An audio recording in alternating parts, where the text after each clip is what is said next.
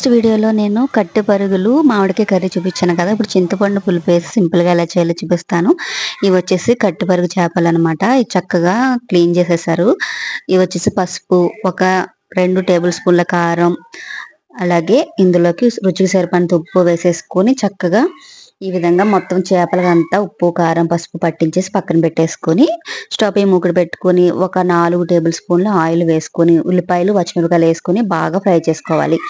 ఇంకా చిన్న సైజు ఉల్లిపాయలు 2, ఒక 5-6 పచ్చిమిరపకాయలు వేసుకొని బాగా ఫ్రై అయిన తర్వాత ఇందులోకి కారం, ఉప్పు కలిపి పెట్టిన చేప ముక్కలు కూడా వేసుకొని తగినంత వాటర్ వేసుకొని కొంచెం ఉడుకు పడుతున్నప్పుడు ఇందులోకి ధనియాలు, జీలకర్ర, వెల్లుల్లిపాయ పేస్టు, అలాగే కొంచెం చింతపండు పులుపు వేసేసుకొని కరివేపాకు కూడా వేసేసి కొంచెం దగ్గర కంటే ఎగిరితే సరిపోతుంది. మరీ దగ్గర కంటే కాకుండా మరీ పులుసు కాకుండా మీడియంలో ఈ కర్రీని ఉడికించుకోవాలన్నమాట. అంతేనండి, చాలా సింపుల్గా కట్టె చేపల పులుసు కర్రీ అయితే రెడీ అయిపోయింది. టేస్ట్ అయితే నిజంగా చాలా బాగా కుదిరింది.